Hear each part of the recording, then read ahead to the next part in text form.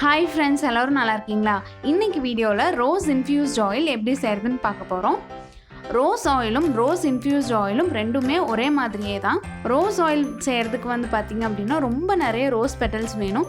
அது மட்டும் இல்லாம ரோஸ்ல இருந்து ரோஸ் ஆயில் எடுக்கிறதுக்கு அதோட ப்ராசஸும் பாத்தீங்கன்னா ரொம்பவே கஷ்டமான ப்ராசஸ் தான்.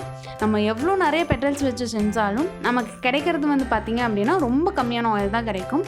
அதனால தான் நான் ரோஸ் இன்ஃப்யூஸ்ட் ஆயில் எப்படி வீட்டிலே செய்கிறதுன்னு சொல்லி இந்த வீடியோவில் சொல்லியிருக்கேன்.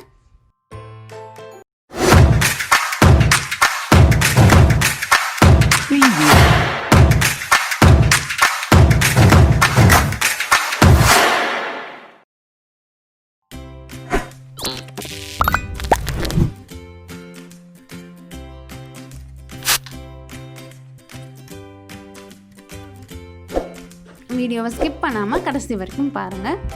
ரோஸ் இன்ஃப்யூஸ்ட் ஆயில் செய்கிறதுக்கு என்னென்ன வேணும்னு பார்த்துடலாம். ஃப்ரெஷ் ரோஸஸ் எடுத்துக்கோங்க. முடிஞ்ச அளவுக்கு நாட்டு ரோஸ் இல்லாட்டி பன்னீர் ரோஸ் எடுத்துக்கோங்க. கோகோனட் ஆயில் எடுத்துக்கோங்க. இது கூடவே நான் ஆலிவ் ஆயில் எடுத்திருக்கேன். ஒரு கிளாஸ் பவுல் எடுத்துக்கோங்க. ஒரு காட்டன் கிளாத் எடுத்துக்கோங்க. ஃபஸ்ட்டு ரோஸஸ் எல்லாமே தண்ணியில் வாஷ் பண்ணி அந்த தண்ணி ஃபுல்லாக வடிகிற வரைக்கும் வெயிட் பண்ணுங்கள். அது ஃபுல்லாக வடிஞ்சதுக்கப்புறமா அதை ஃபுல்லாக பிச்சு போட்டுருங்க. அந்த கிளாஸ் பவுலில் அந்த ரோஸ் பெட்டல்ஸு ஃபுல்லாக போட்டுருங்க. அதில் கோகோனட் ஆயில் ஊற்றிக்கோங்க. நான் கேரியர் ஆயிலாக கோகோனட் ஆயிலும் ஆலிவ் ஆயிலும் எடுத்திருக்கேன். நீங்கள் இது கூடவே கிரேப்சீட் ஆயிலோ இல்லாட்டி ஆல்மண்ட் ஆயிலோ கூட எடுத்துக்கலாம். நான் இதில் 2 ஸ்பூன் மட்டும் ஆலிவ் ஆயில் சேர்த்துருக்கேன். மற்றது எல்லாமே கோகோனட் ஆயில் தான். நீங்கள் ஃபுல்லாகவே கோகோனட் ஆயில் சேர்க்கறனாலும் சேர்த்துக்கலாம், இல்லாட்டி ஆலிவ் ஆயிலே ஃபுல்லாக சேர்க்கறனாலும் சேர்த்துடலாம். ரோஸ் பெட்டல்ஸ்க்கு கொஞ்சம் மேலே இருக்கிற மாதிரி ஆயில் ஊற்றி வச்சுட்டு ஒரு காட்டன் கிளாத் வச்சு மூடி கிளாஸ் பாட்டிலுக்கு மூடி வச்சுருங்க. இந்த கிளாஸ் பாட்டிலை டே டைமில் சன்லைட்டில் வச்சுருங்க. ஈவினிங் ஆனதுக்கப்புறமா இதை எடுத்து அந்த லிட்டை ஓப்பன் பண்ணி ஸ்பூன் வச்சு ஆயிலை நல்லா மிக்ஸ் பண்ணிக்கோங்க. மிக்ஸ் பண்ணிவிட்டு மூடி போடாமல் வெறும் காட்டன் கிளாத் மட்டும் வச்சுருங்க.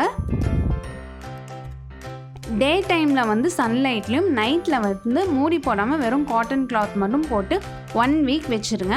1 வீக் அப்புறம் பார்த்தீங்க அப்படின்னா அந்த ரோஸ் பார்த்தீங்கன்னா கலரே மாறி இருக்கும். ப்ரௌனிஷ் கலரில் வந்திருக்கும். அந்த ஆயில்லையும் பார்த்தீங்க அப்படின்னா ரோஸோட ஸ்மெல் நல்லாவே இறங்கியிருக்கும். ரோஸ் இன்ஃப்யூஸ்ட் ஆயில் சிம்பிளாக வீட்டிலே ஈஸியாக செஞ்சிட முடியும். இப்போது ரோஸ் இன்ஃப்யூஸ்ட் ஆயிலோட பெனிஃபிட்ஸ் என்னென்னு பார்க்கலாம்.